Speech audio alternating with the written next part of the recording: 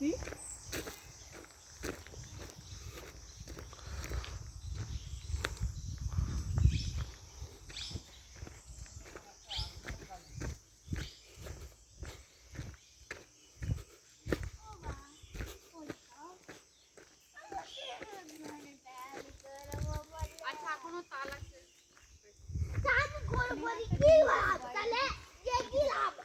আটতলা আছে সেখানে যে করবি আটতলাতে গামছা বের করবো আগে থেকে করবি ঠিক আছে করাবে তো